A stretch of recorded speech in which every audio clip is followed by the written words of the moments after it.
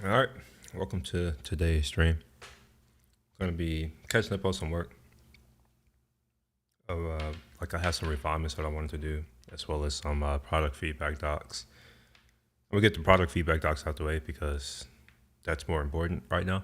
And then I'll go and do some minor revisions to this, as well as going and updating the API instructions to just give a little bit of background and to apply the same structure. And after that, sorry, I'm over here eating these nuts. After that, I'll move to updating the next app so that the home page doesn't exist. We don't need a home page. So remove the bootstrapped page that gets inserted into the app.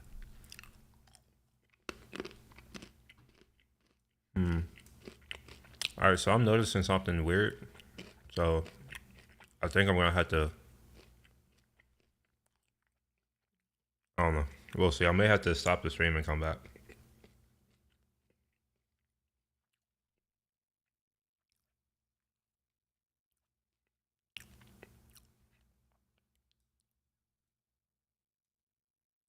Yeah, something's going on.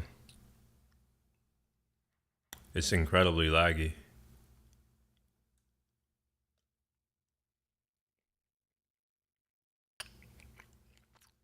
All right, I won't worry about it. It'll look fine on YouTube. All right, so I have some notes somewhere. Oh, no, okay, all right. Now my system is going slow. That was weird.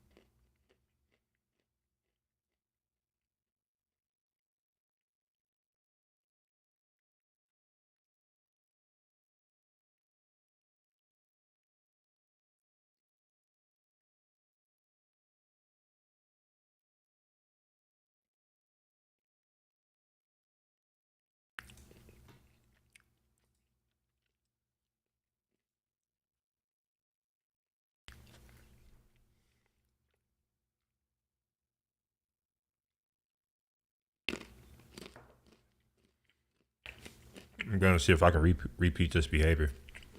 Knowing my luck, it's not gonna repeat because I'm recording. I should turn down my stream audio.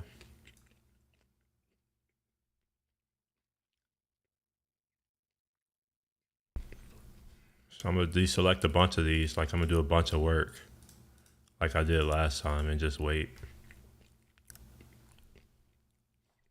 See what happens. All right, so it didn't do anything now. So what if I select just one?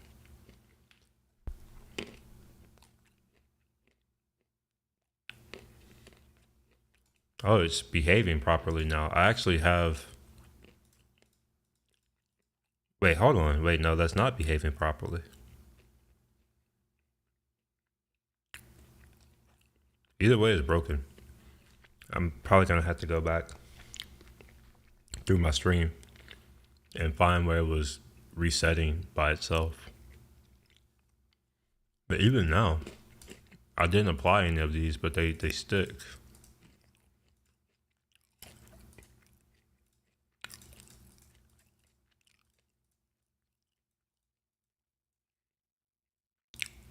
Yeah, I didn't apply any of those.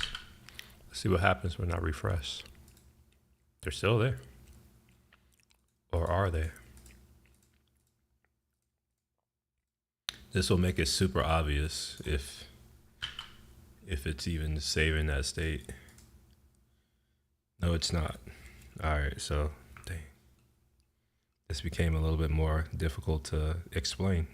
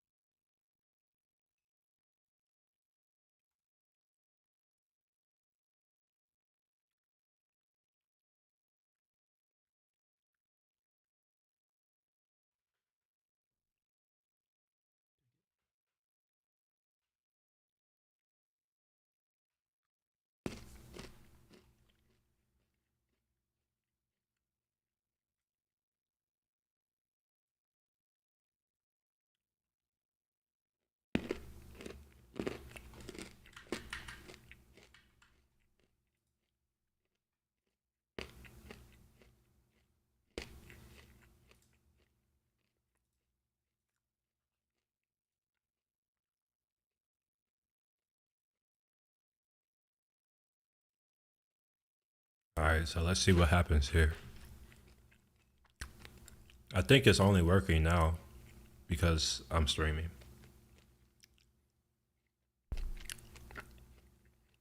Last time when I did this, after a few seconds of waiting, all of these checkboxes would recheck themselves.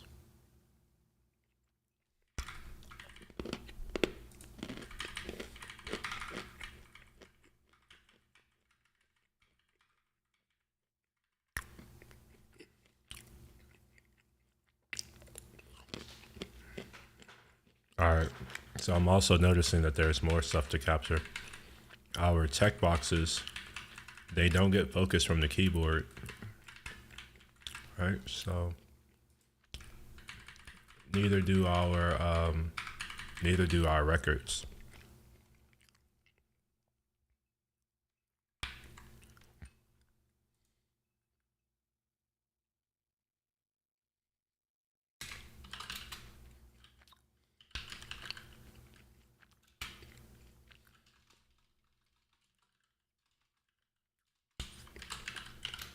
It's so hard to type with just these two fingers because I'm like eating with the other ones. So what can't we do? We can't select columns.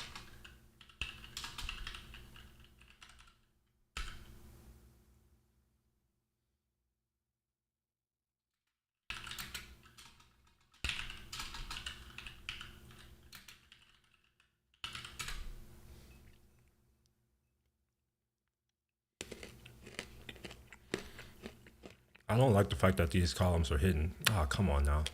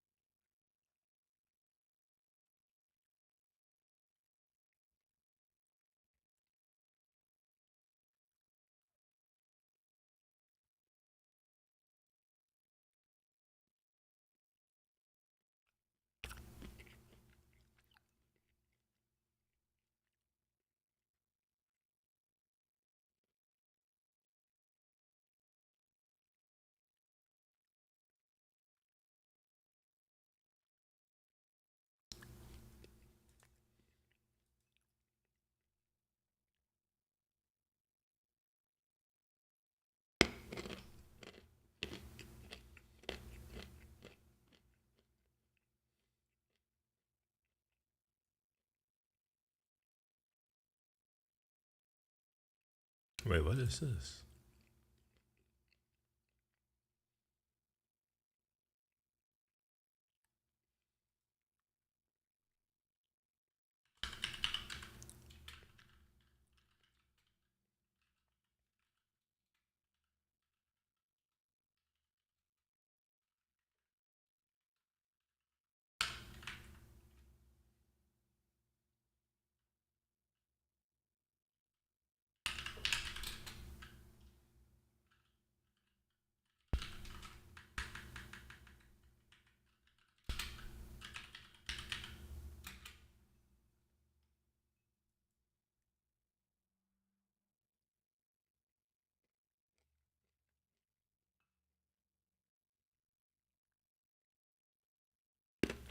This right here, this serves a different functional purpose than these three inputs right here. Right, this right here is saying what data do I want, like filter it, and this is presentational, or it should be presentational. So it's just like once I figure out what records I want, then I can figure out what specific attributes about the records I want to see. In either case, we should have labels at the very least. This is confusing.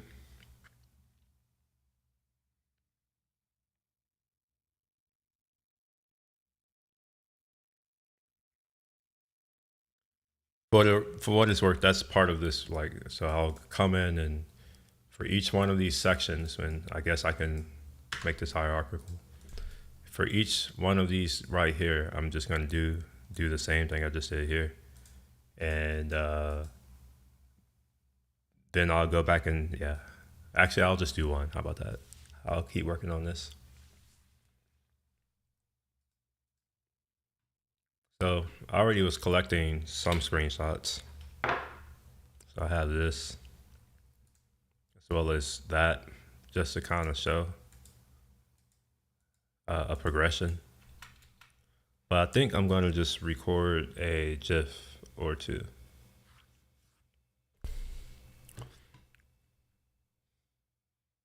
Or I could go and get a piece of paper so I can take time. I can't take notes on a computer. It's really hard for me to do that. So I'm gonna go grab my notebook and something to drink. So I'll be back.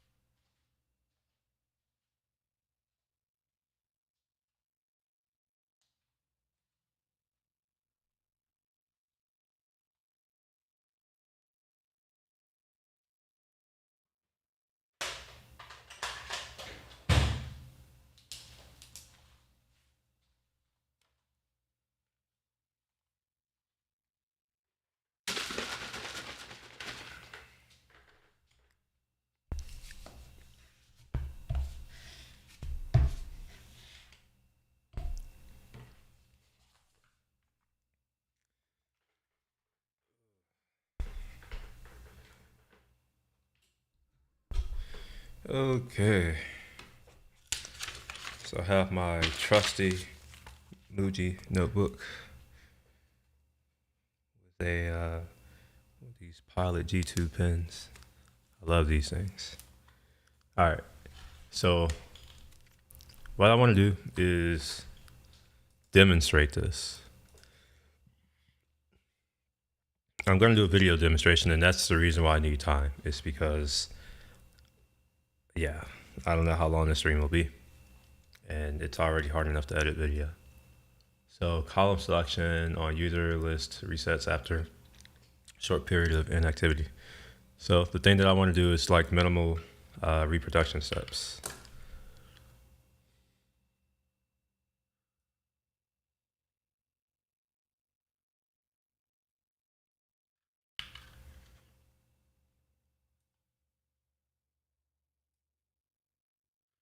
And I'm doing this so that I can potentially like cut it easier or transform it easier in Final Cut. Maybe I should do a short test to see if that's even like worth the time. But for now, I'm just going to keep it as is. So uh, let's make sure I'm recording. Yes. Selection on user list. Short period of inactivity. Okay. All right.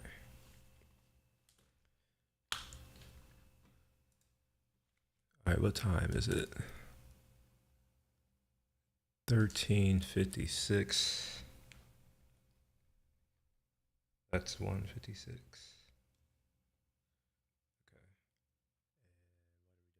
Column selection.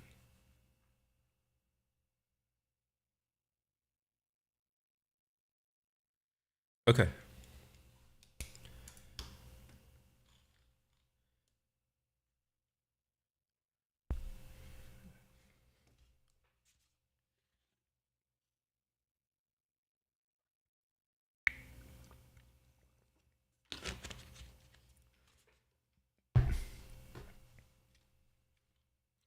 One thing I noticed while trying to figure out what user data I was getting when I was trying to get my external ID, I noticed that whenever I select these checkboxes here and I don't click apply, if I click out and I click back in, I see that state maintained. What I would expect to see is for these to be reset if I don't click apply. And if we don't want to reset, maybe the person clicks out accidentally.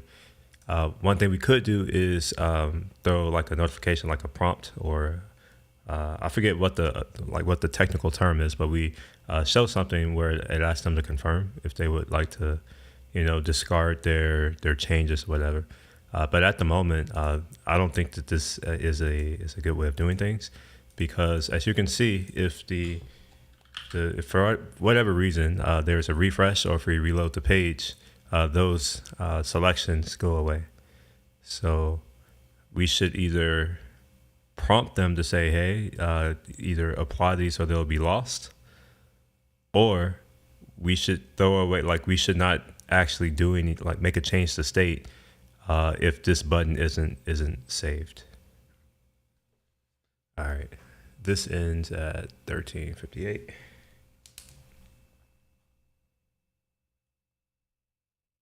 Okay.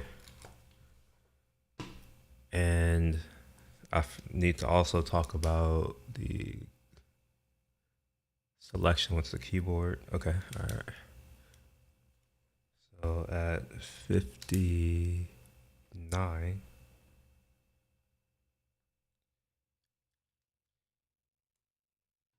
one of the other things I also noticed about this particular form field is that I can't select any of these inputs with my keyboard. I can't change the focus with my keyboard. Now I can do the select state with my spacebar, as I would expect to be able to do. But given that I can do that, I expect that I can also, use my keyboard. It also doesn't support shift click to select all of them at once. And basically, this means that if anybody wanted to just get all data, they're left to have to click every single one. And as we add more fields, potentially in the future, this grows. So, we can make our users' lives a lot easier by having either a select all, deselect all, or implementing shift click or command clicks where we can select ranges and such. All right, 14.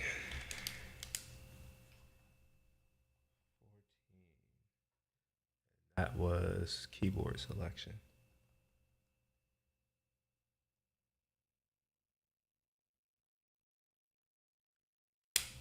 All right. Select the user record with his keyboard. Okay. All right. So I guess I'll move on to this next point. which is something about a keyboard and something doing something with keyboards. What? Oh, that's user record. Okay, gotcha. Anyway, I'm going to do the second one right here, which is things aren't very discoverable. What time is it? 14:01. This is, I forgot what I'm supposed to be doing. Yeah, the discoverability. All right. So I've been paying a little bit more attention to the layout of this particular page and some things that we can do to improve the look. Now, I noticed that I have my window small, but it doesn't really change the layout that much, other than it breaks quite substantially. But ignoring that, first thing is the discoverability issue. We have these columns that are down here, but it's not immediately obvious. How do I add additional columns or remove columns? It's not even obvious that I can add or remove columns. And I think that's a lot it's due to this right here, that this is not very discoverable, that these coordinate or they go along with these columns here. Excuse me. All these nuts I'm eating.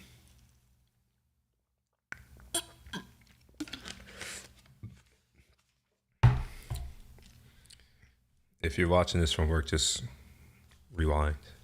You'll see I was eating a bunch of nuts.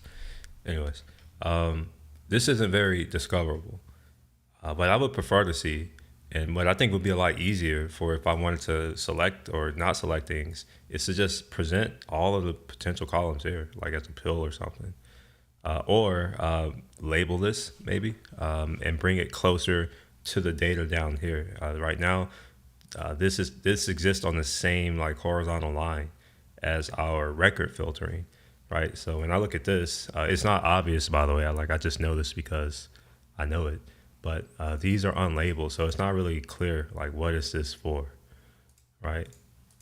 So I mean, I know this has a search, but like again, like it's not obvious that hey, we want to search by this.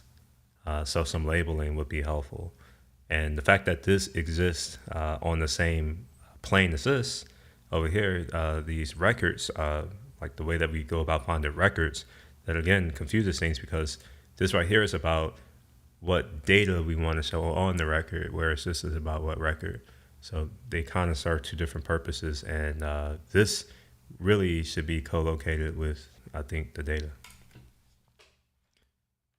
We're at 14:03.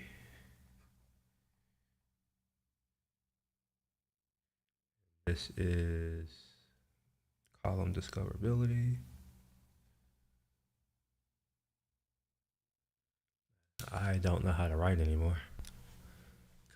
Can't select user record with keyboard. Okay. All right. So let's see. What time is it? 14:04.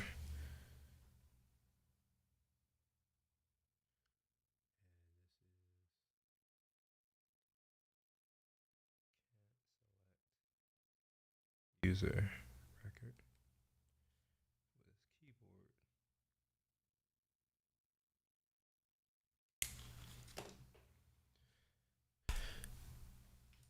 All right, continuing on with, wait, why did this get bigger? That's the question of the ages. Moving forward with the next observation, this is pertaining to each of these user records. You see here that we have a hover state, right? So like we can hover over it. For some reason, we can't actually click on the list element. We can only click on things within it. But the thing that I want to call out especially is there's no way to use my keyboard to like select or focus in on any of these. That would be really useful given that the way that we currently present this data is as a giant list with very little formatting, right? Like it's kind of hard to make sure that something exists on a particular row or just get to a particular row. Maybe we want to copy it, right? So that could be some functionality we may want to implement. Like this is selected. maybe Command C will just copy that particular record, like all of the data pertaining to that record. Something that we could do. 1405.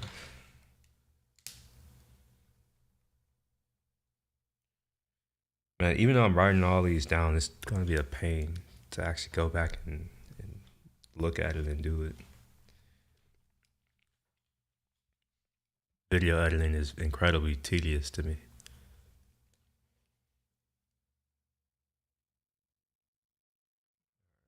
Users page has unlabeled. Okay, I kind of already touched on this, but I'm going to do it again. It's currently 1406.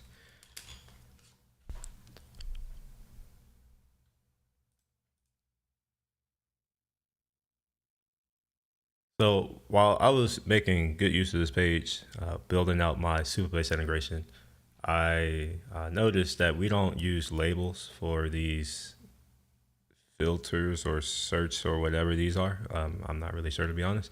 We don't use any labels. Additionally, we don't have any, like, we don't give any indication on what they're for, what they could be used for.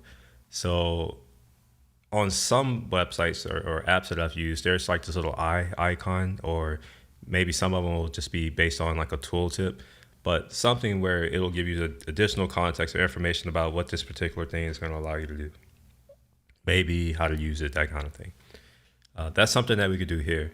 At the very least, we could place a placeholder here, right? Like just some placeholder text at the very least, to kind of just say, hey, here are the types of things you may want to search for. And just other things around the UI. I think we can render this as a, like, do a better job of rendering this as a list or making it feel like a list. Right now, this just feels like some text that is kind of overlay. Anyway, this is going beside the point. The main thing that I wanted to talk about here is that we need to use labels.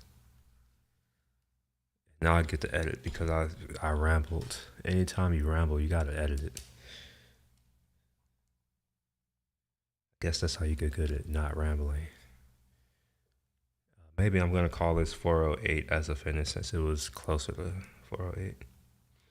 And this is unlabeled search fields.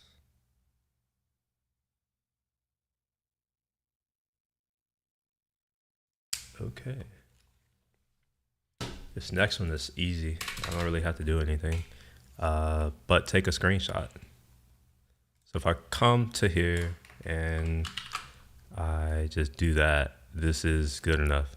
The thing that I'm referring to that's being confusing. Okay, yeah. Yeah. The thing I'm referring to being confusing is that this says new app / website. Let's pick one.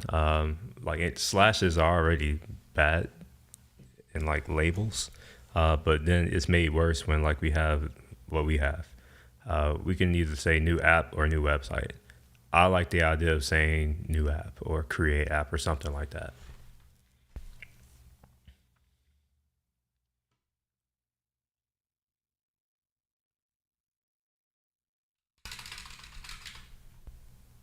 Clarification needed for user auth key, rest key. All right, so technically I don't need to capture. Well, actually, maybe I will. Let's see if maybe I'll do a capture just to see if I need to capture it. Come here.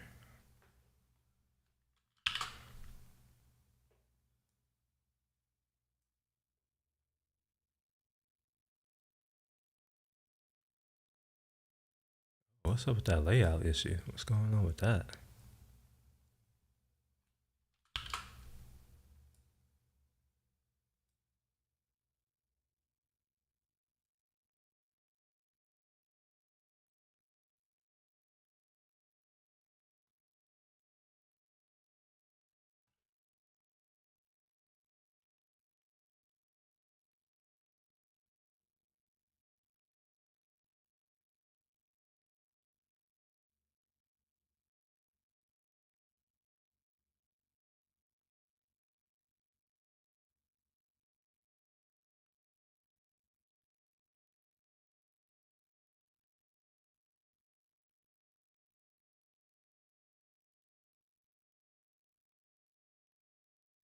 All right. So I'm looking at this and I don't know if we need to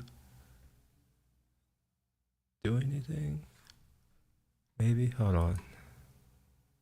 There's something that I may like if yeah, wait, let's see. Yes, there's something that yeah, that I would like to see here. Uh so maybe I'll just record this. Where is my pencil? We're at 1411.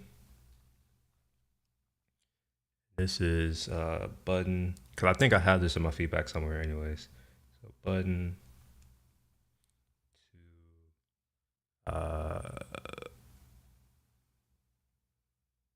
user auth key. All right, so that's the general feedback. It's gonna be around that, but I have other feedback regarding this in general. All right, we're at 1411. All right, cool.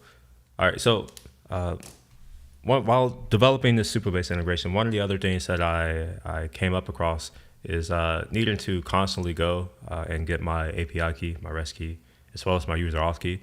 No fault of the product, just due to the nature of what I was working on.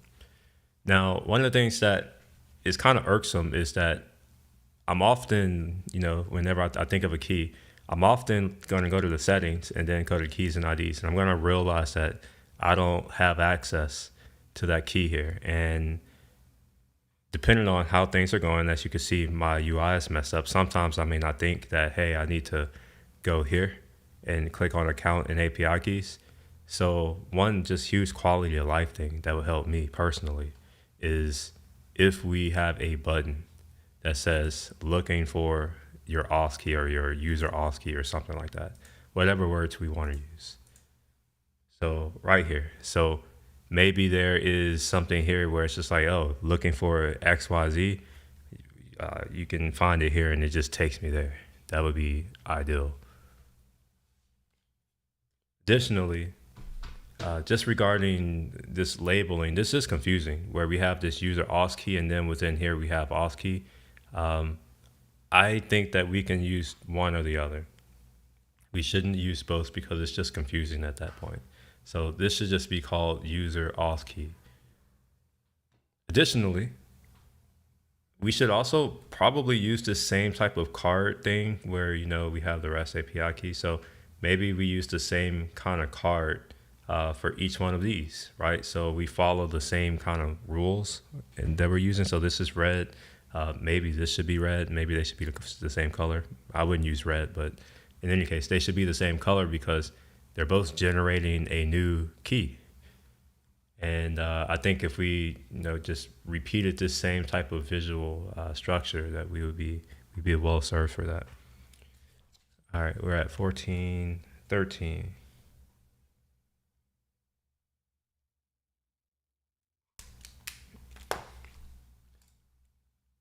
All right, so that's done. Unable to update an in-app message on the free plan. Okay, cool.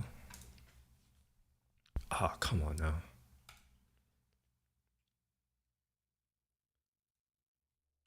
It did that the other day, and I thought it lost all my work for a second. And I was stunned and surprised and glad to learn that like it's, I don't know, it just saves stuff in the background. I never save, it's just there. So I reopened and everything was there. So even though it's incredibly annoying that it shuts down or randomly crashes lately, the fact that my work is still there, I'm okay with it.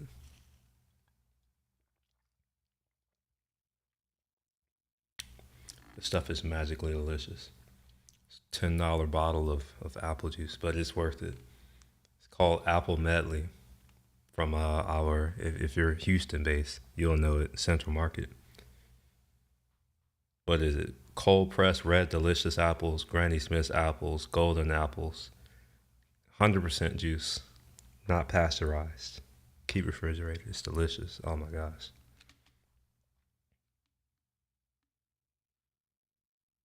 No added sugar, just straight up juice.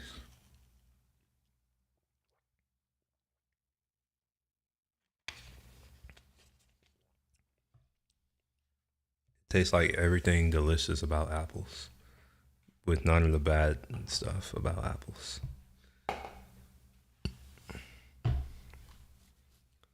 All right.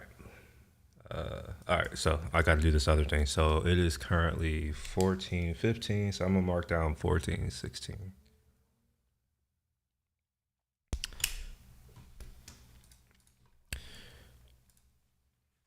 While putting together a in-app message for my demo, I noticed that I wasn't able to first create or add new additional in-app messages due to my plan being on the free plan. That's okay. My issue is that it prevents me from editing one of my existing in-app messages. So let's just say date 2, just a very simple edit. All I want to do is update this message, but I can't.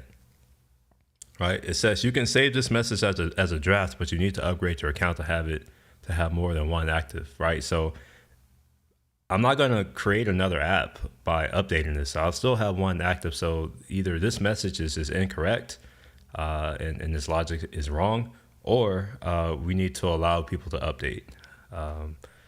Yeah. Now, what I haven't tried is like turning this message off, and I'm going to try that now live. So let's see how that happens or how that goes. Oops. Let's see if I turn it off, pause. Okay. Can I, come on. Normally when I click edit, I'd expect to edit, but maybe I didn't click edit. Who knows? All right, so we're gonna call this, actually we're just gonna do this. Every time condition is triggered, let's update. Okay, so I have found out a workaround. I don't think that I should have to do that, right? So maybe that message should say, hey, you can't make changes to a live in-app message. Maybe that's what that should say. I don't know. If it had allowed, let's say that I'm on a non-free plan, which I am, so I can actually test this out. Let's go to messages. Let's do a new in-app and let's just see. So and yeah, we'll do that. Make message live, sure. So it could be the case that that message is just wrong. All right, so I'm going to edit it. We're going to call this a update message. Okay, so this allowed me to edit that message just fine. So the logic over here is wrong. I should be able to update a message whether I have a free account or not. 14:18. All right. This was can't update in that message.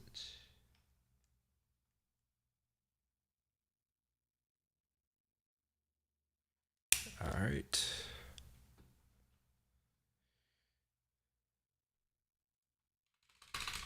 Dashboard organization. Yeah, I'm not gonna go through that right now. Adding mobile platform is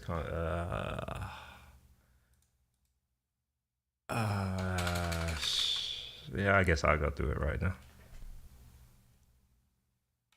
This is gonna be hard to do. This is hand wavy. All right, what time is it? 14:19. Or is that 19? Yeah.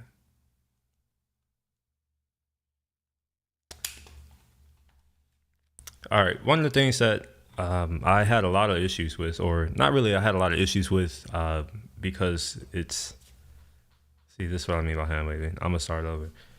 One thing that I've noticed is that we tend to focus a lot on, we don't focus a lot on these. We're mixing, I think that's the right word. So here we have these platforms, Apple, who is this? Android, Amazon, Chrome, all these, whatever, right?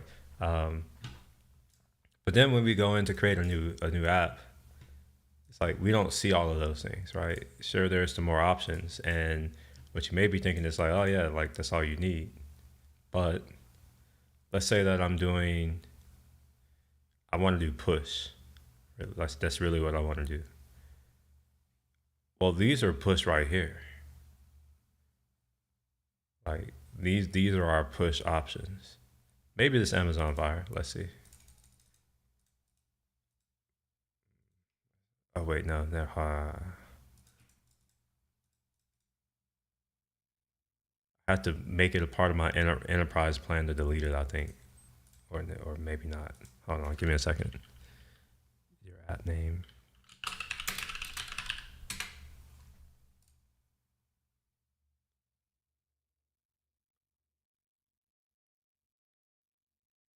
Huh? Okay, all right. Okay. All right. So let's do a new one, and we'll say test, and we'll do more options. Default, no organization, maybe.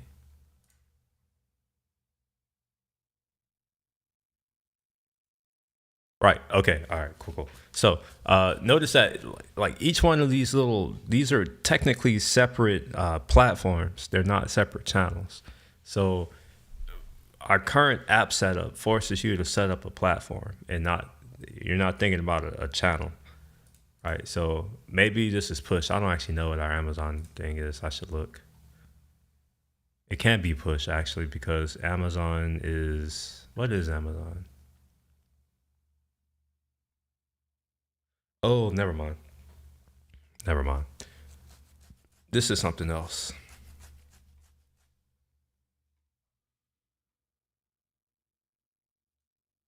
I guess you could call them push notifications. Yes, I'll put that. I'll call that push.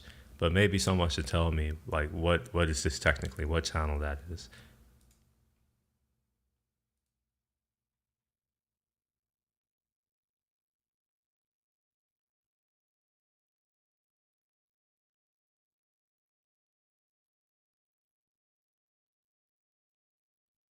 Okay. So the use case that I'm trying to explain here in this writing is that let's say for instance I have a Flutter application, right? Like the fact that this presents like actual platforms um, first makes my life a little bit harder. Right. So I would prefer to say, hey, like I have this Flutter app. I want in-app messages. All right. How do I go about that? And maybe, that's what we see here. But I think I can go even further and say when I create a new app, just create the app. Because if I'm doing one of these integrations, like let's say for instance I'm doing this web integration. So we'll just go on. So let's say I'm doing this web integration. Well, this really all I want is the app ID, right? And that's what this little thing right here is, right? So really all I want is the app ID. I should be able to set up all these other things at a later date or a later point, not a later date, but just at a later time. I shouldn't have to do all of this first just to get an app ID. I think that's the simplest example that I can give. The most hardcore example I can give is this right here.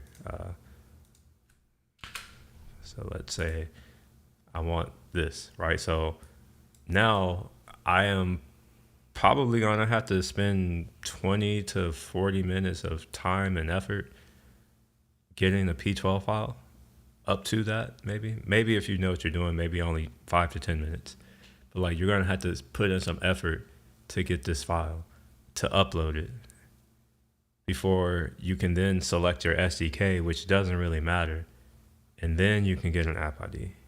So this is about getting the app ID faster. Now I'm not gonna time code like I'm not gonna capture a time code for this one because it doesn't matter. I'm gonna have to write up something and actually go into detail on that. It's a lot. All right, so remove cross-platform selection screen in favor of. That's what I was referring to here. um, Actually, I have a P12 file I can upload. Now the question is, will that cause something else to break? That's the issue. I'm gonna upload it anyway and try it out. Hopefully, it doesn't cause my actual project to break.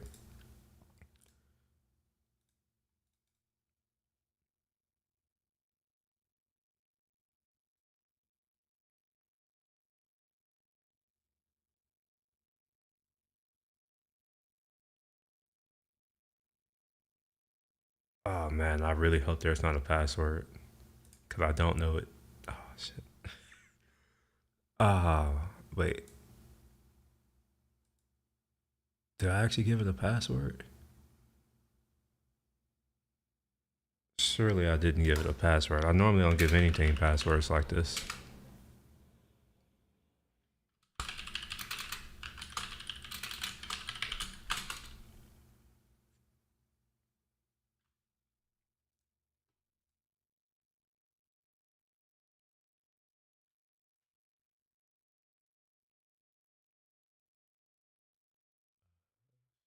Get.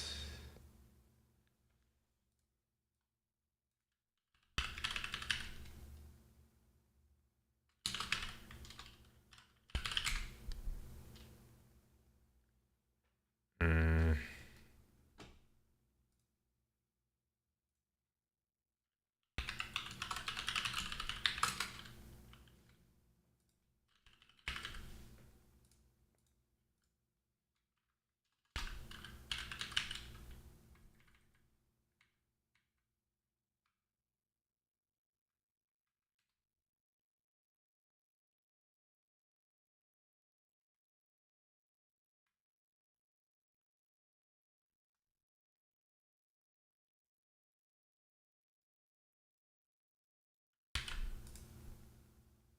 dang it. Okay. Well then. Fuck. Okay.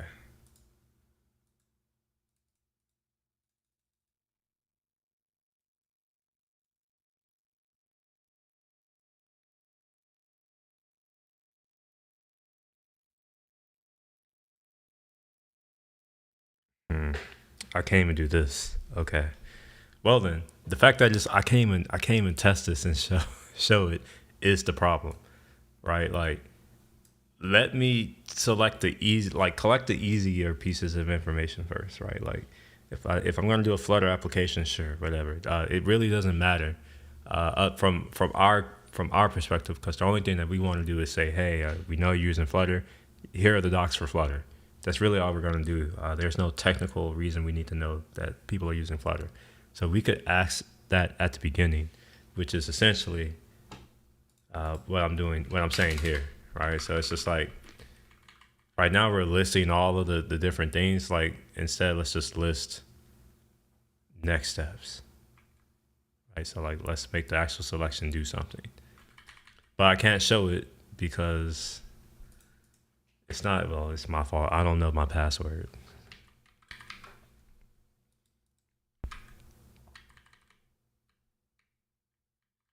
Okay, and this is separate feedback regarding package manager stuff.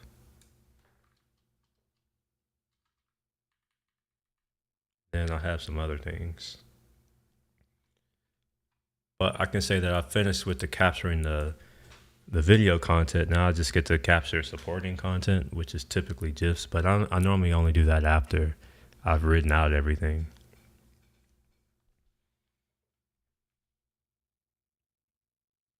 All right, so I have these in my notes for later editing. Editing. Guess that's how you say that word. I can't tell. It's all right. All right, so this is feedback.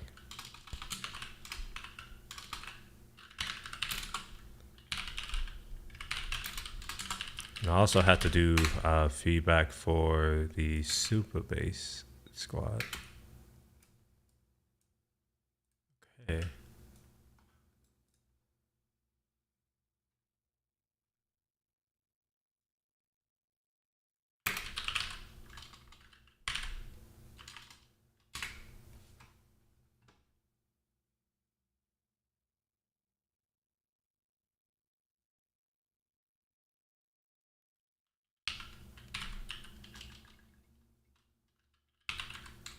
I'm not really sure where I'm supposed to put my feedback, so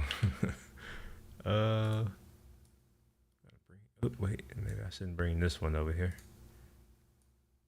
I can show my stuff. All right, cool. So maybe I can just go to Coda. In fact, I won't show it until I get to the thing that I need to be on, I think.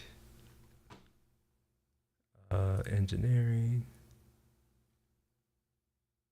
developer relations, product feedback. Cool, cool.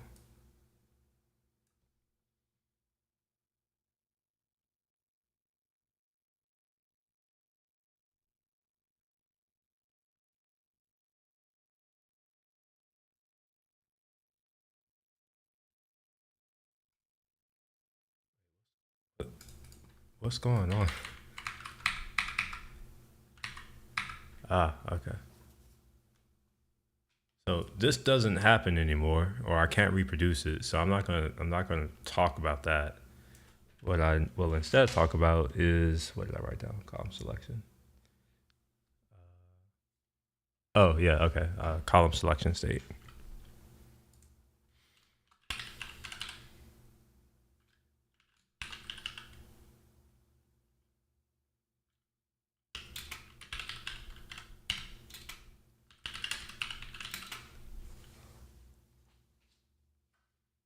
Is that a form?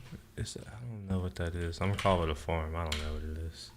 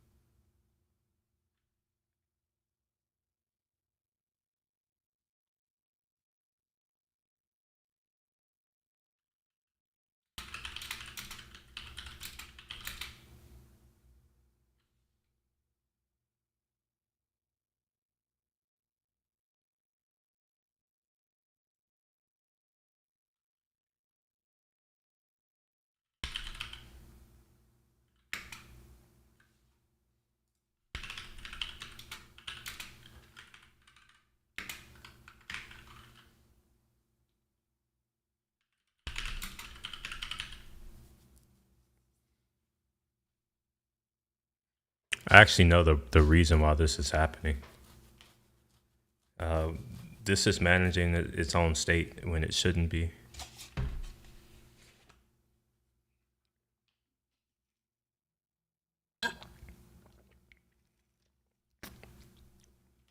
And it makes sense. I mean, I know why it's happening. Right. So like, we are saving state here every time there's a click event, but what we really want to happen is for this to change just the state of this component, and then whenever this component is loaded, it's loading state, like a copy of state from wherever, like from the parent.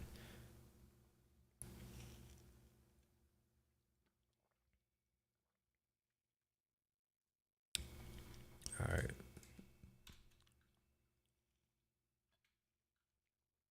Yeah, and there was just some more stuff around just general user accessibility, that kind of stuff. So I also just put a note in there. So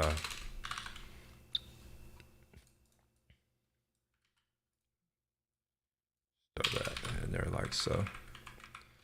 Say general notes on usability or accessibility.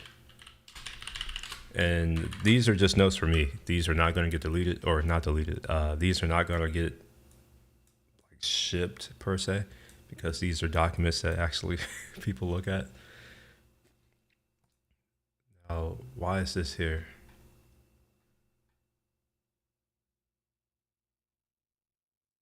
Who did this?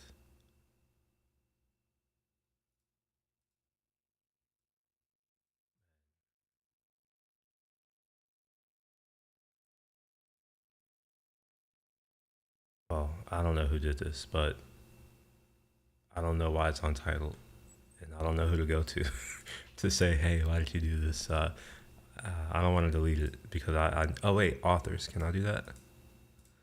Okay, maybe I can go and show authors. Okay, no wonder.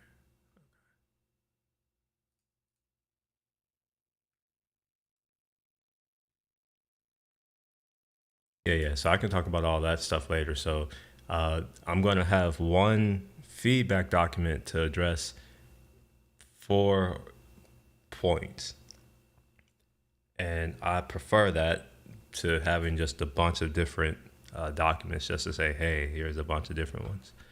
They're all related to the same thing, even though they are very different points.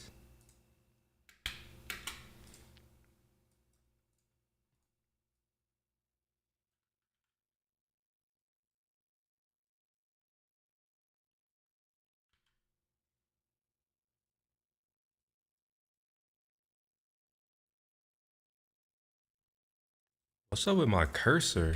Why can't I click where I want to type?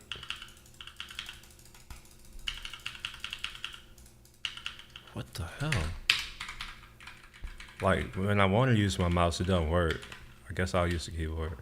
Button title to create.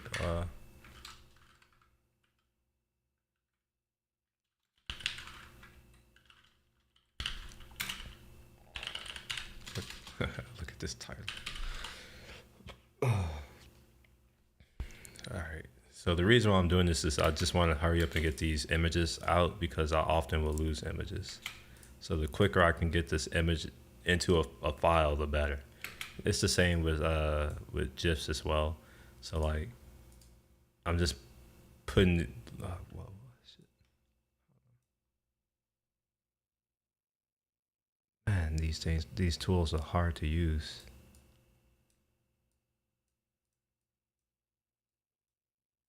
And I can't move it. There we go. Button two. Okay. All right. Button title to create a new app is confusingly titled. Okay. Clarification needed. Okay.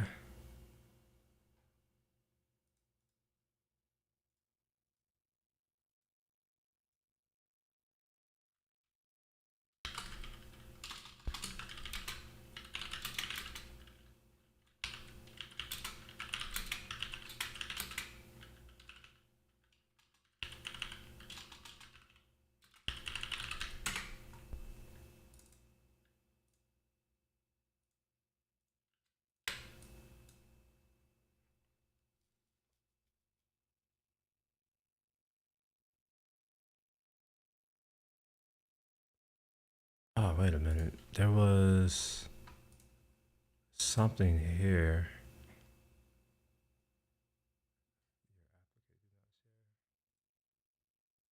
So I think I cut off that screenshot a little bit too short, potentially. Yeah, I did. REST API keys. That. So that's like, this is for building a case. This one. So like, I want to be able to say, hey, like we have precedent for this. Here, I'll just say.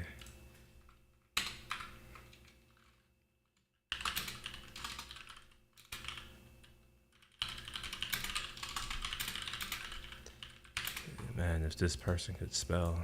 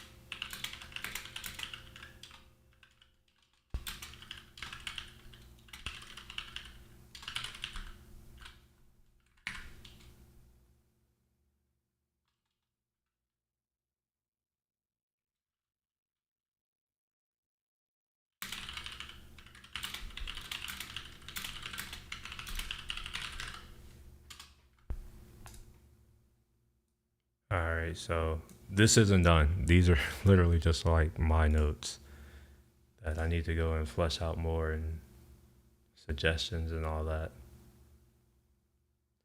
Did I take a screenshot of that or was that a pure video? I guess that was a pure video. Okay, so I guess I can't do anything else regarding this. Yeah, because I can't even show this and I'm not getting into that right now.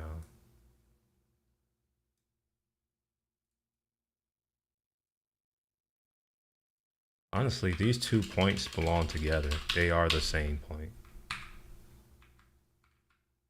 And this is also, yeah, literally these are the same point.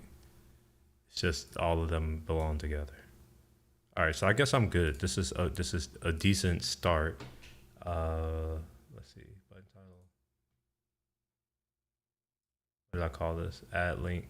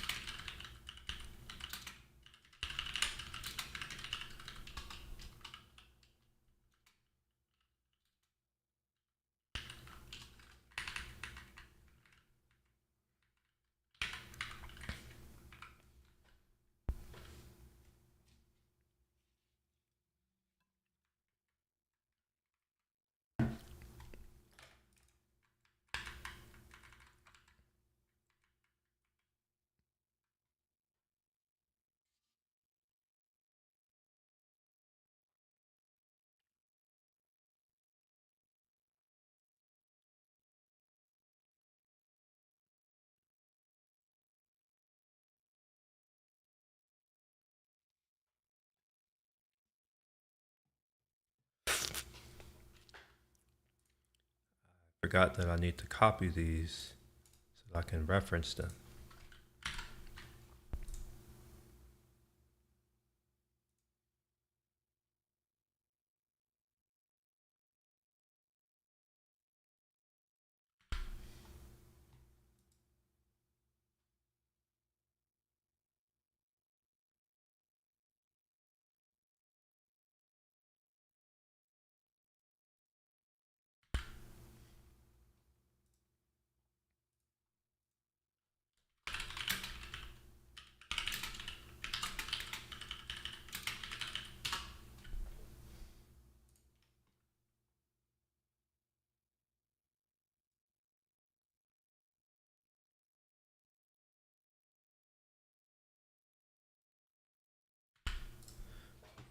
All right, so this is going to be a video, but is there anything else that I want to point out? Any other notes that I had? I forgot.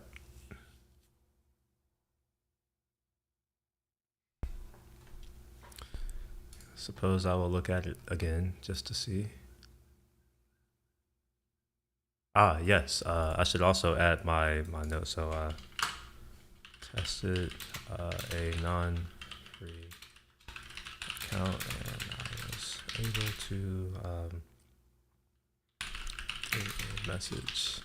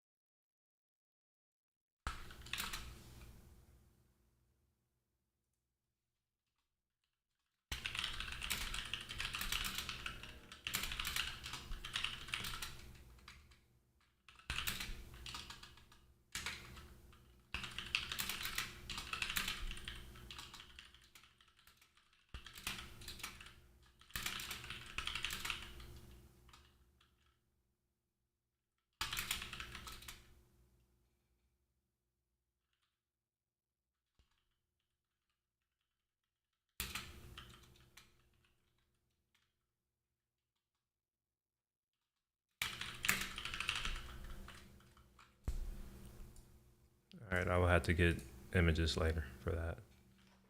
This is my giant point, so I'll leave that alone for now.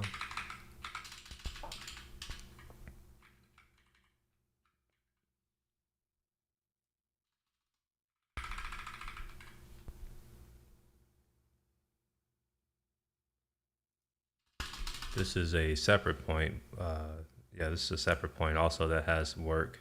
Like, honestly, all of this is together. So this is part of something else.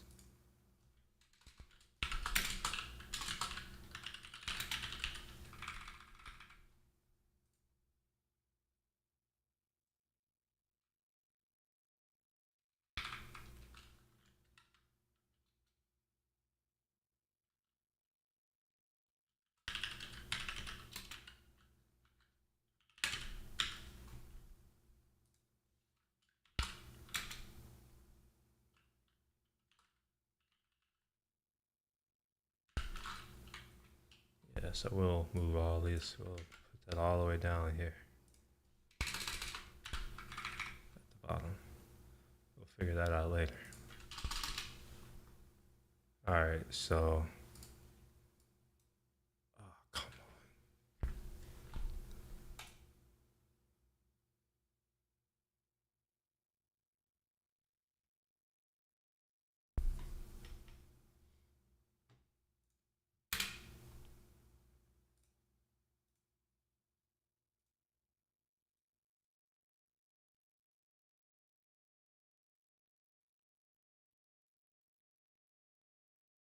Is it just not gonna come back? Like,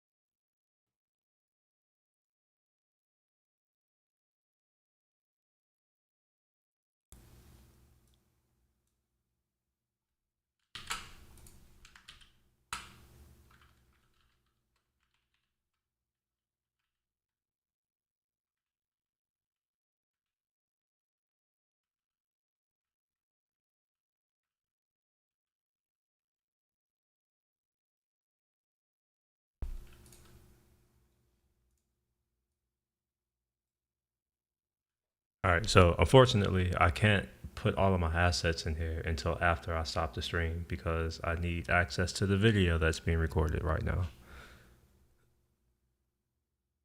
Yeah, and I don't really know what else to do other than to end this and so that I can get access to this video. What else can I do?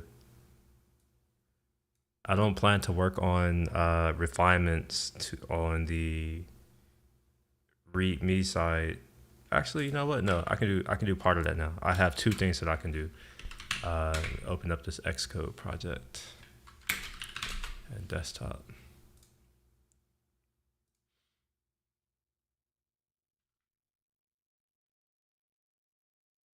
I'm like, what is this? Okay, I want this app. No recent projects. Okay, so then I'll open it up this way. So really all I need to do is make the changes that I want and then produce a diff. That's really all I'm gonna do. So I gotta open up the XSpace project. And this is for docs, so I'm doing this so that I can collect screenshots. That's literally all I'm doing.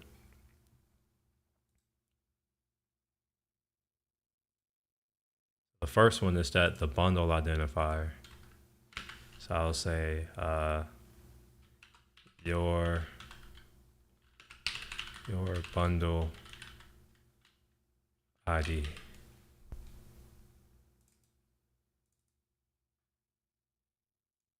All right, so you see here, so like change that thing.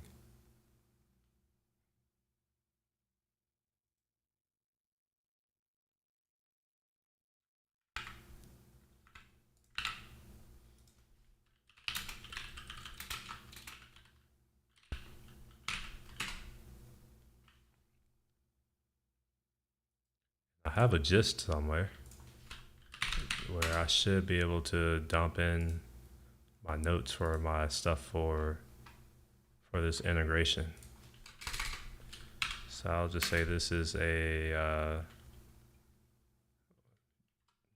guess what to change an Xcode project.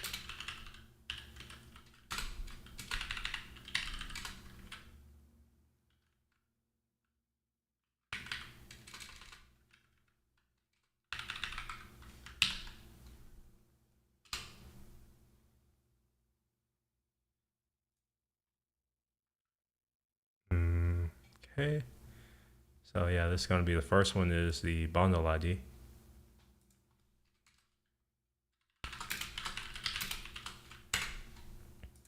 The next thing is going to be the app group.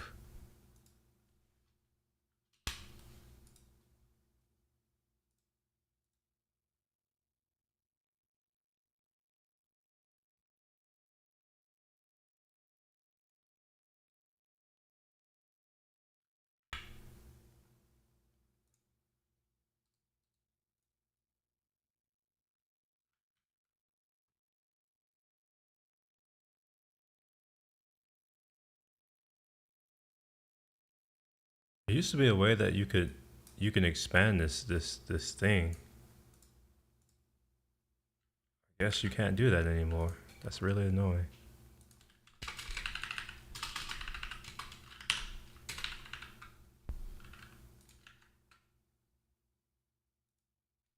So I'm gonna have to lie. So it didn't actually say plus, but I'm gonna add plus because I need this to, what's the word? Hold on. It's not adding the space that I would expect to see. Yeah, okay. That's because this isn't actually a diff. All right, let's just create the diff.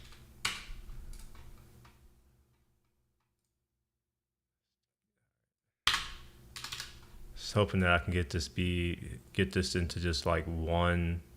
I'm sorry, into 2 different things, but I can't. It has to be one.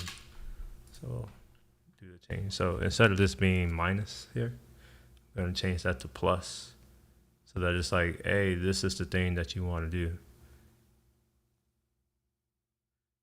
All right, so essentially I'm gonna pretend that like I'm gonna lie on this diff. I'm gonna delete these things and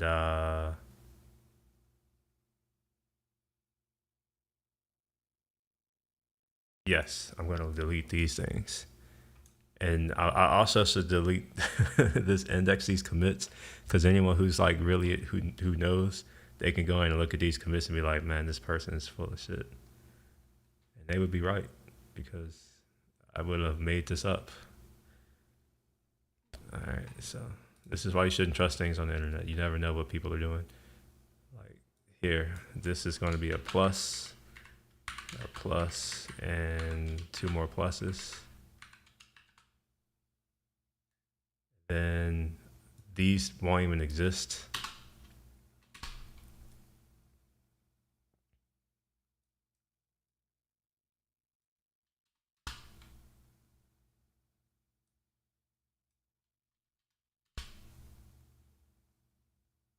Well, technically, I need this. I need those other three because it is a diff.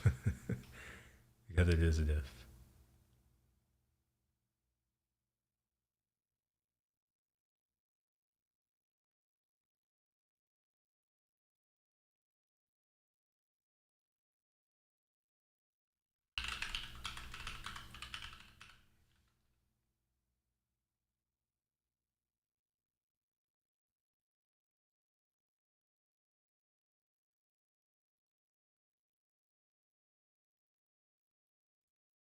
I'm fine with leaving this here because that's what's going to exist in the in the actual clone, like the project.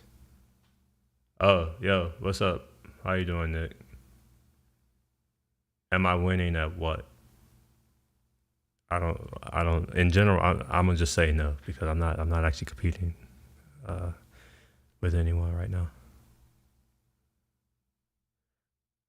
All right, so I collected my notes for this. So I think that's really it. I needed to show that in Xcode you need to come into here and change this to be what it's supposed to be.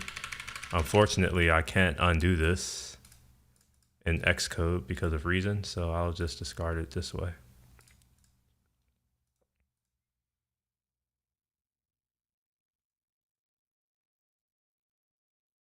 The reason why I wanted to do that is so that I can take this screenshot that I'm about to take. Don't need to see that. How do I hide this? And what about these things down here? Perfect. Make this a little bit smaller. All right.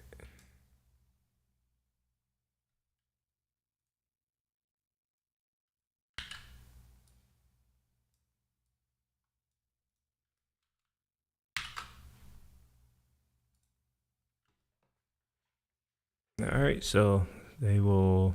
Oh, and I also. Actually, no, I don't need to do anything. That's it. And come here and just say that they'll need to change this bundle identifier too.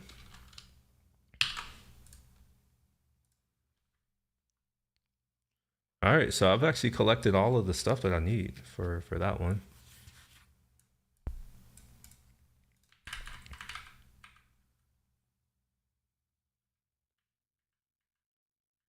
So I guess with that, I may as well, honestly, I may as well just make the change.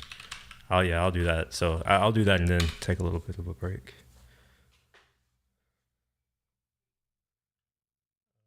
What project is this? All right, this is the one that I want. So there should be some to-dos in here. Yep.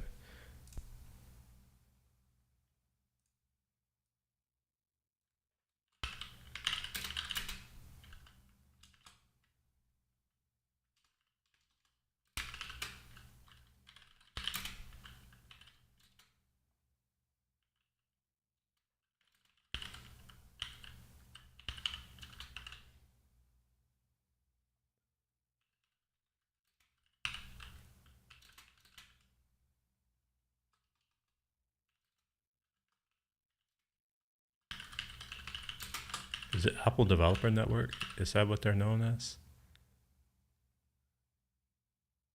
I know it's MSDN. I know that, but is it Apple Developer Network? I don't know. Hopefully, someone can correct me and be like, "No, you're wrong." But for now, I'll be right. And this is going to be in my assets folder eventually. So it's given that this is going to be in my assets folder, I need to make a name for it. Oh, it's not. It's not going to be in assets. It's going to be in README assets. And because of that, it needs to have a name. Oops.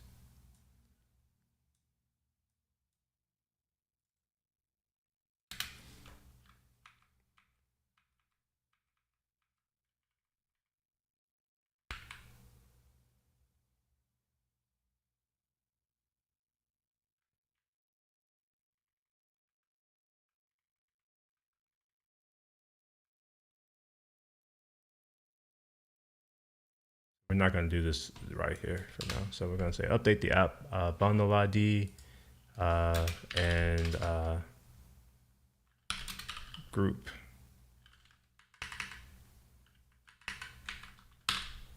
Apps bundle and group IDs.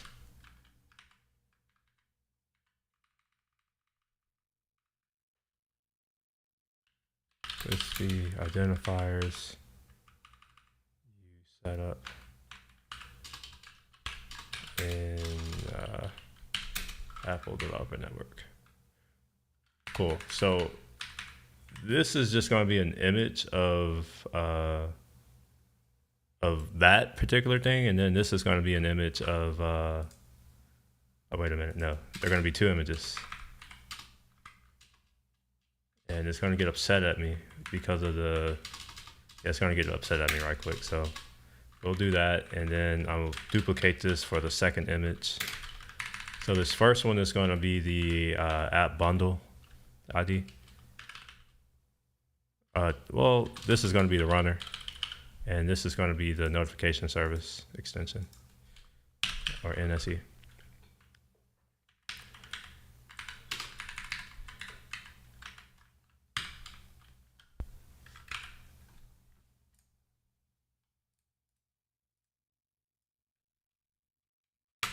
So this is the runner capabilities.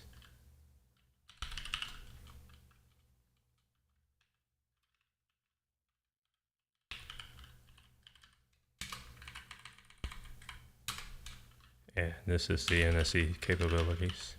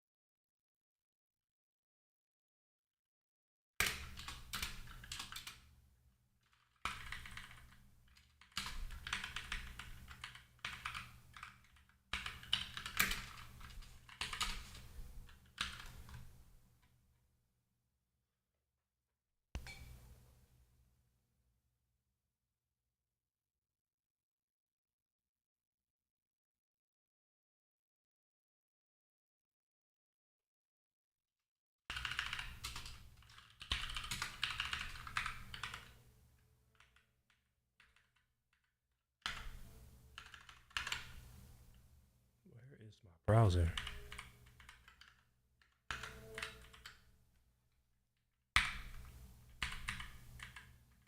Bro, like, what?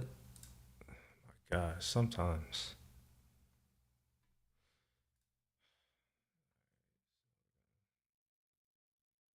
Take this, which was never completed, looks like. That's part of the problem. Problem.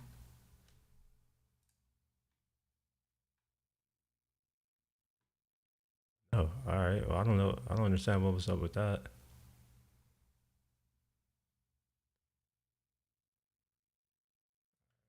Take this diff, hopefully.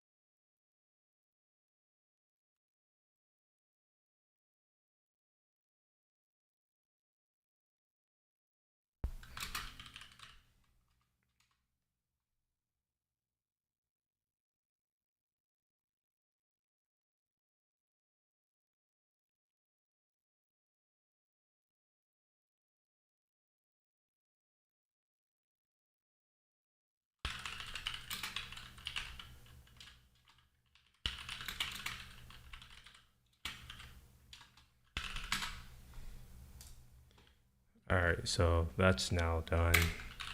This ink drop, did it? Yeah, it closed again.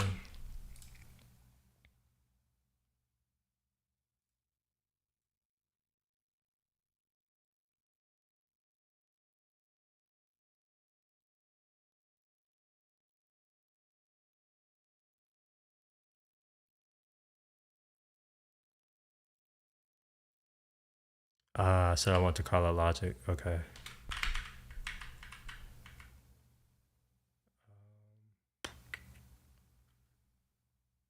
Maybe I will do that in a separate doc because I don't want to do that in the README. But fortunately, I have all the stuff that I want to call out right here.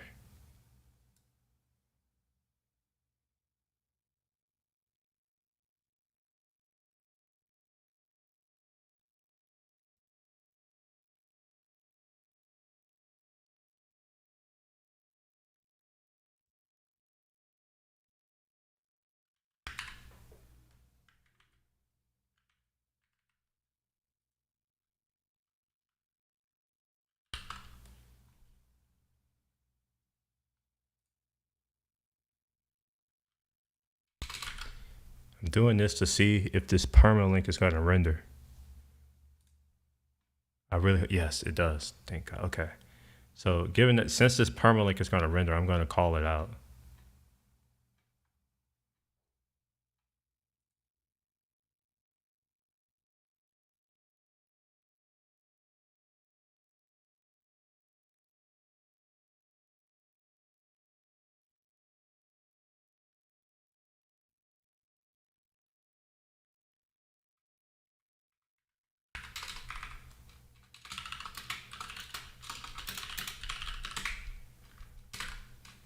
So that's one thing that I'm going to put in.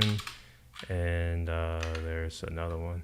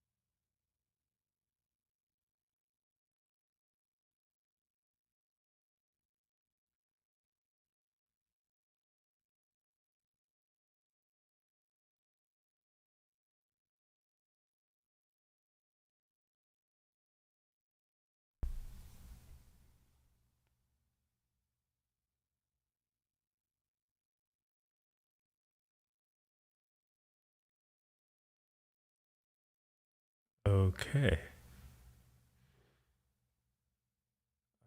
Think I can call this part of it done now. Although for refinements, and this is where we get into refinements, is I'm gonna come back over these images and add annotations. So I like to do those last actually, and there's a reason why. Is once I have everything in place, I can literally just open up my project, like my folder, and make changes to the files themselves and commit those changes without having to like move images around or have different copies. It just makes my life easy. So I'm gonna hold off on that for now, but everything else looks pretty okay for now.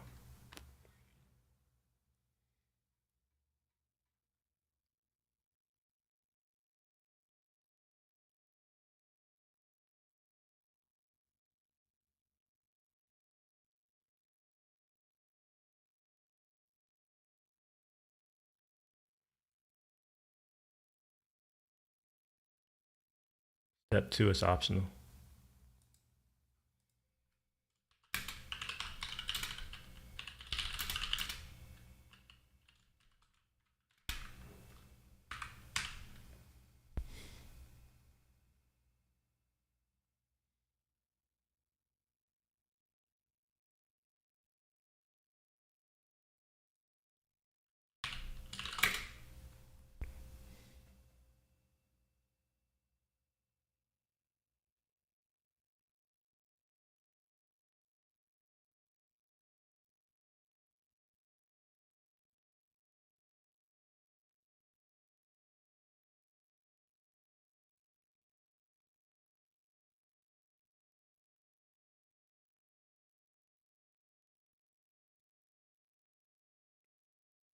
I still haven't figured out how to make this smaller. It's too big.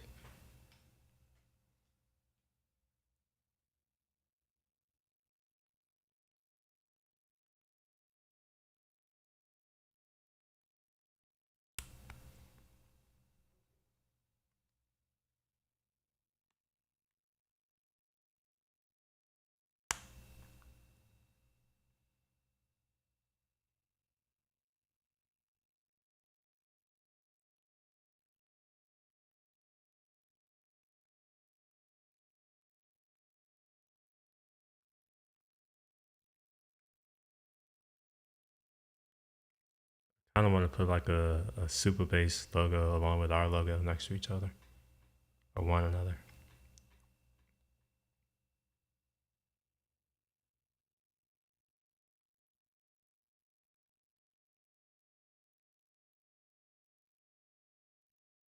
Same thing with here. I want to go and add annotations and all that kind of good stuff.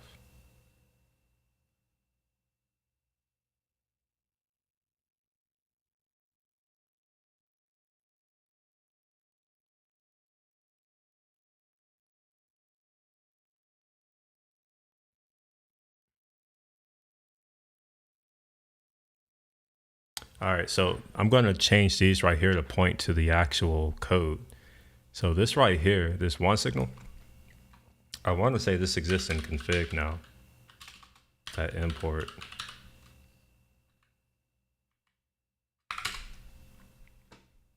Yeah, it's here. So what I want to do is I want to get that permalink and paste it here where that little code snippet was. I just forgot what the code snippet even said. God, what did that code snippet say? Oh, it was the import. The import. Find that. Here we are. So instead of doing that, I should be able to do that.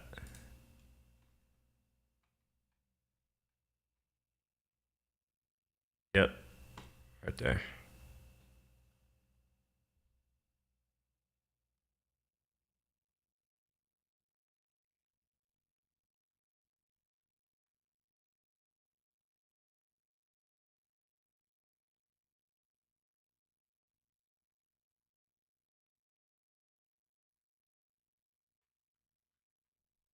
I want to duplicate this tab and go to that file that I was just looking at so that I can copy and paste that's needed. So it looks like that next thing I was doing was all of this right here, like building out that object or whatever. But technically, wait a minute. Ah, yeah, okay. So I show all of the one signal stuff here, so I'll do that. And given that I'm linking to the actual file, like whoever clicks it can see all the other crap too. All right, so we'll sub that for that. And then there's creating the client, which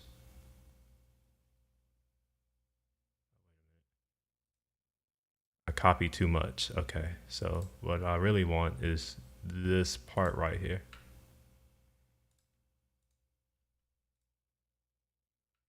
The things that have deno, env, get, that's all I want. So I'll do copy permalink.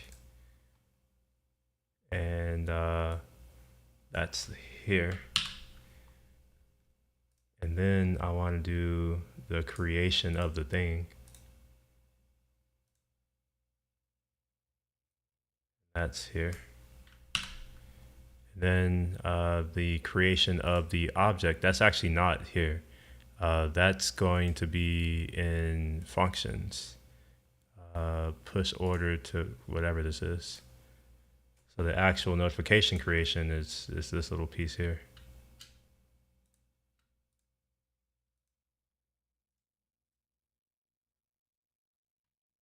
And then finally that last piece is here.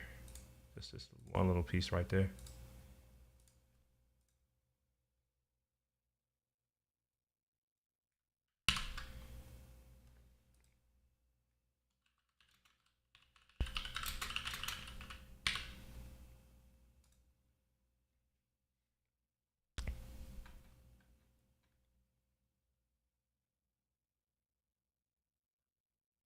Perfect.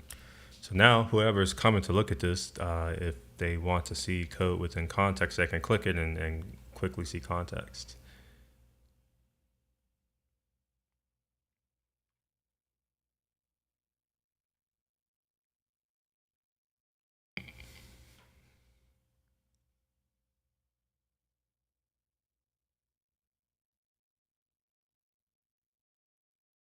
All right, so this right here, what I want to do is, wait, hold on. This shouldn't even be here.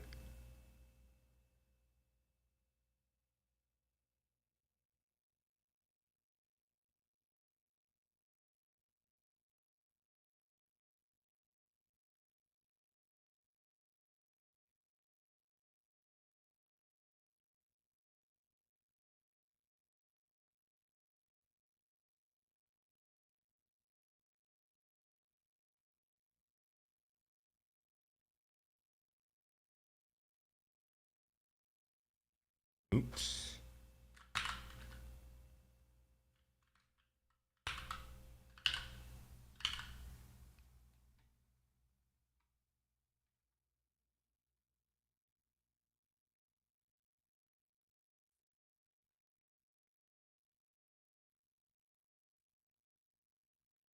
I want to be able to have a link for this.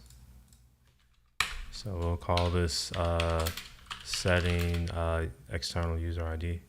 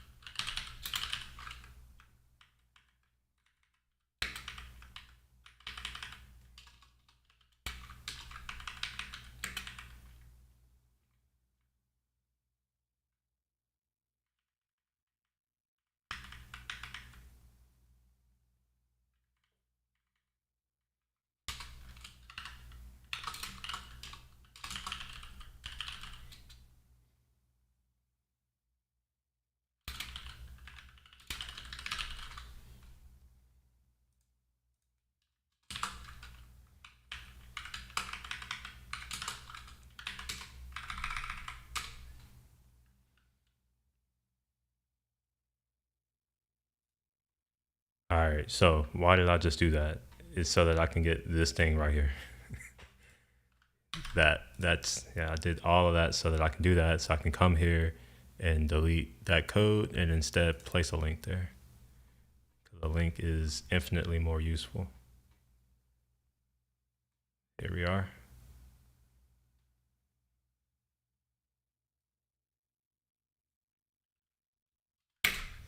Let's see, play. Maybe there's a game. I don't know.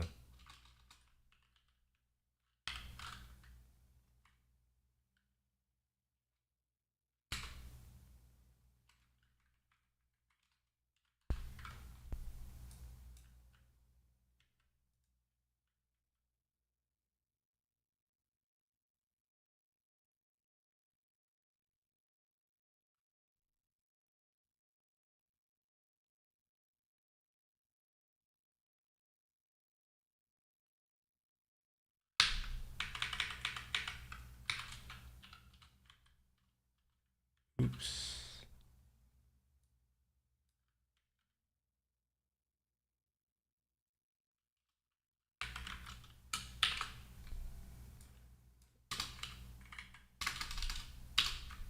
All right, so I think that should be good. Let me preview it first.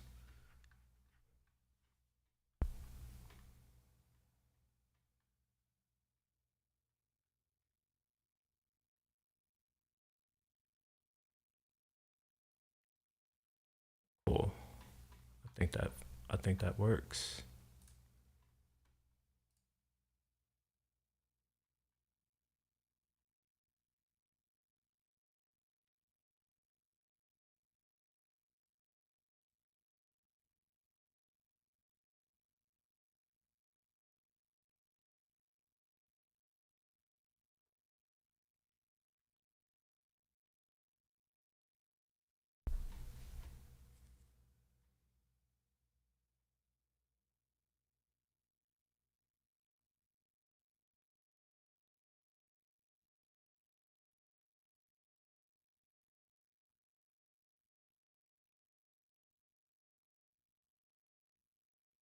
Ah, this right here, the how to test. That's the next piece. So how to test is really where you launch the app. So this part right here.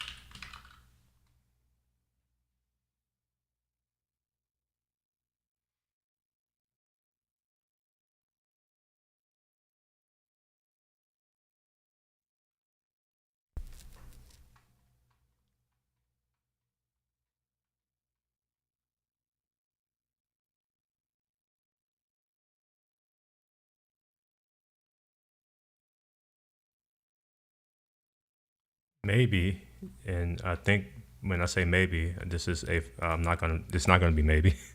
I'm gonna move this app demo to where I have launched the app, and the reason for that is I need that to be a little bit more prominent than it is, and I'm also gonna add one additional one of those things. So now the app demo will be next to the app. So now you'll just see something like this, and hopefully this is where I can get like a what do you call it? I don't even know. But before I get too bogged down into that, let me figure out something.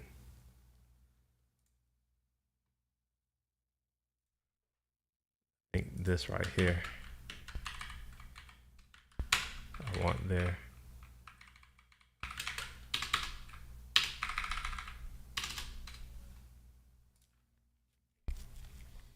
There we are. So I want to put an image here of like our two logos, right? So it's like Superbase and One Signal, and maybe Stripe because that's this integration is Stripe and yeah, all that. So we have all the setup for One Signal. I may put these in collapsible elements. I forget what you call it, but I have a bunch of PRs and issues that I have from the past that have the markdown that allows you to collapse sections, or it may just be section. Now that I think about it, yeah, it actually may just be section. I'm gonna try that right quick. So we'll say section.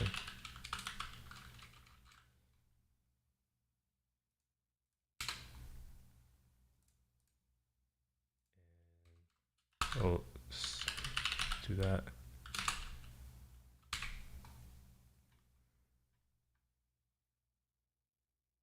So I wanted to say that in the past this would.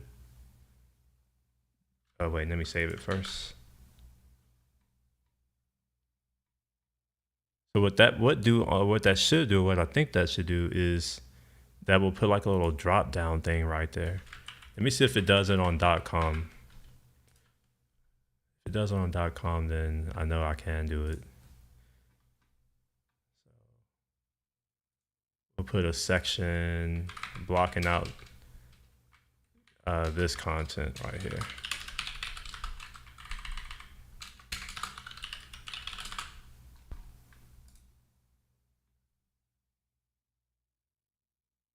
I didn't do it.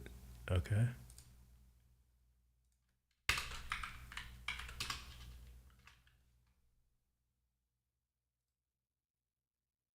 Still not doing it. Okay. Let's see.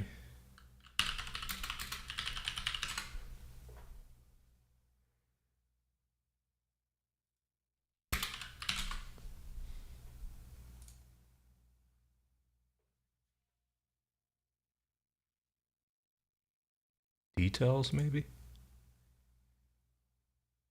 Yes, details. With some, oh, that's probably where I was getting the S from. So let's try that here again.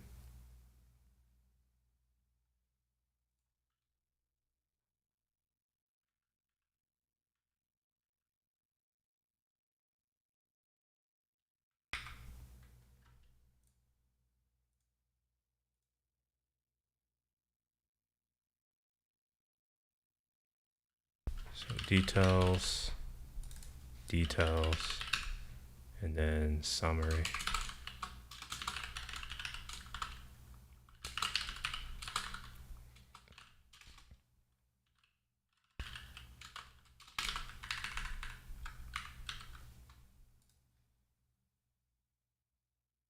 There we go. That's what I wanted.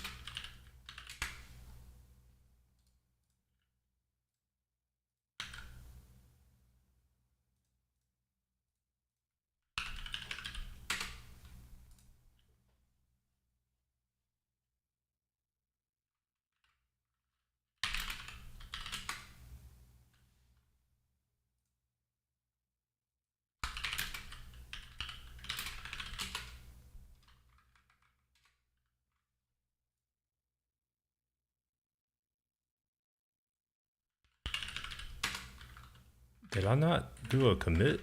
Am I missing a commit? Ah, okay. All right. Yes. I started playing around with other shit. Okay. This was never committed. I was like, wait a minute. I'm missing a commit. Let's fix all of this.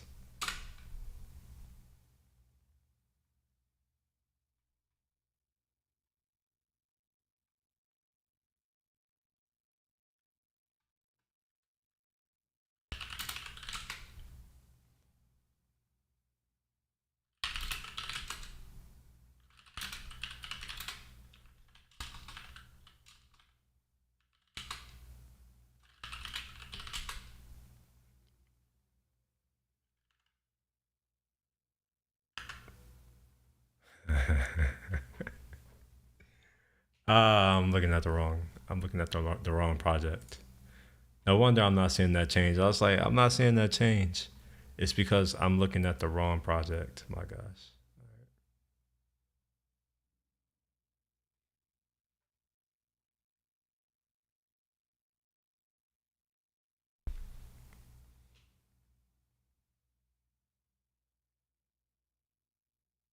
All right. I think I can close this out now.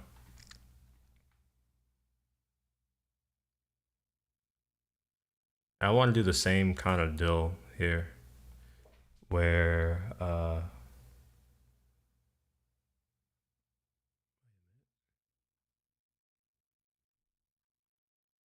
looking at the wrong project again. This is what I want to be looking at right here. So I want this thing to be here.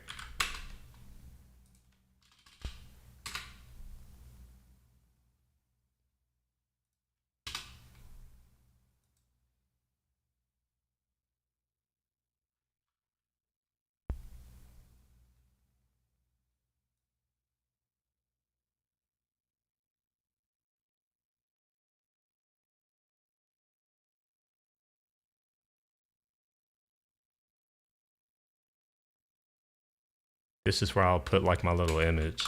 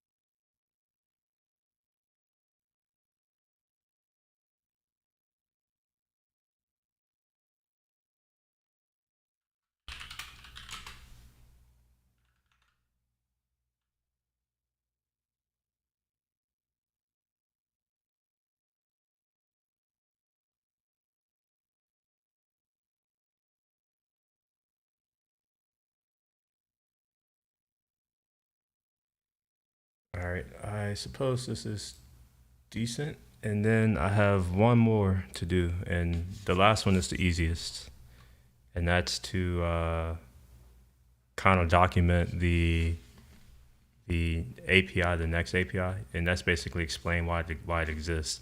And I may also go ahead and bring that function into the Superbase project and say it's in the Superbase project. No, never mind. I won't do that. Maybe I'll just give instructions on how to convert it to a Superbase edge function.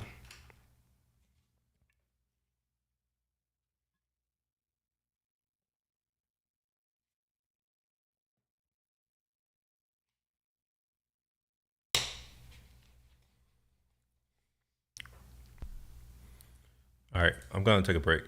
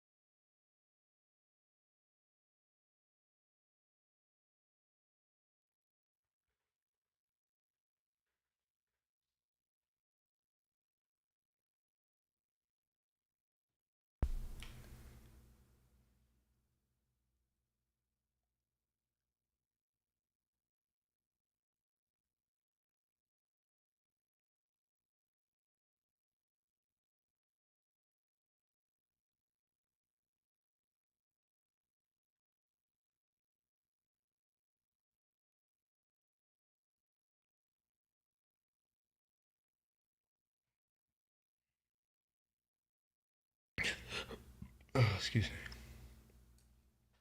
I'm saving this record or this piece of text. Well, let me go to the raw bit because this is the event that the next API receives. So I'm going to go ahead and document that.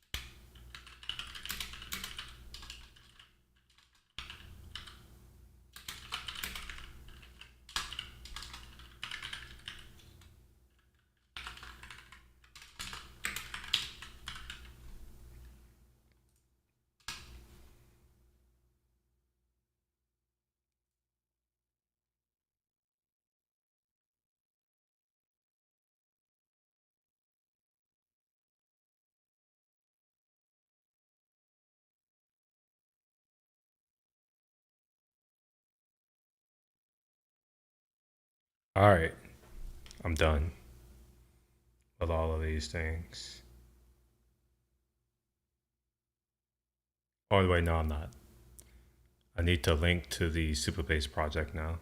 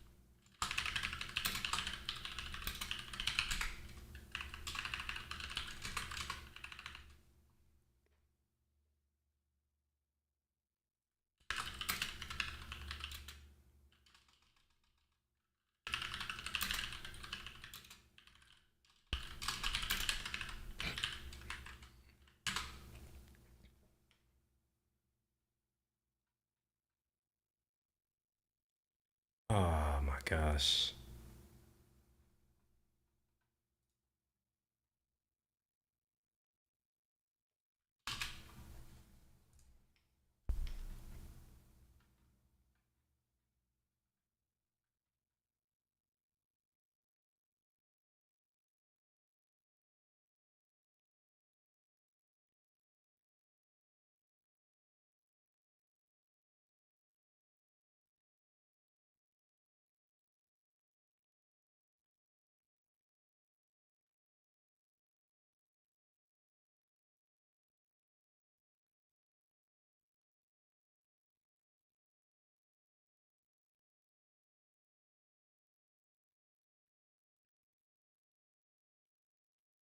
All right. So now that I've done this, this means that I can focus next week on all the other work I have to do.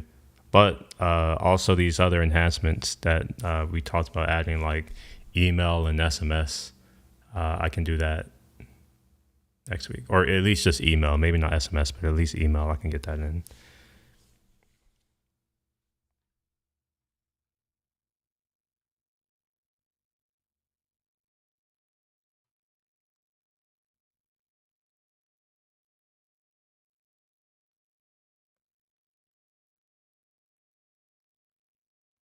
And here in this little blank space is where I'll eventually put a video for that just walks through. Basically, it could be like a demo of this, just like explaining what it is and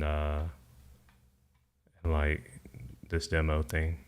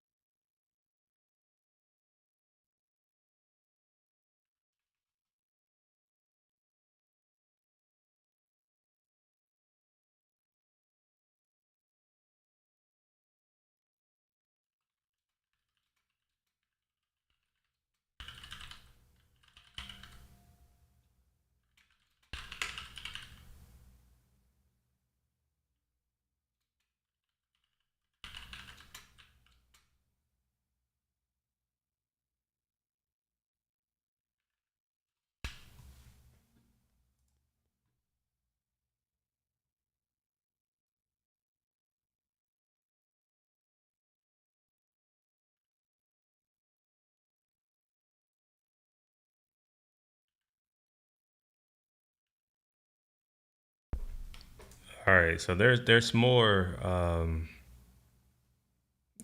stuff to do, and I'm trying to think like what do I want to focus on, or do I want to just take a break and come back tonight? I think I'm gonna come back later this evening. It's been 3 hours. Yeah, I'm gonna come back later this weekend, or not later this weekend. I'll be back tomorrow too, but I'll probably come back a little bit later this evening to continue working with what I started working on earlier. So I have those 4 documents that I created. I think there might be a 5th that I need to create, and then I can fill those out. And then that'll leave me to figure out what I'm gonna do with those other 2 points, like how I'm gonna convey that, whether that be just additional documents or if it's videos.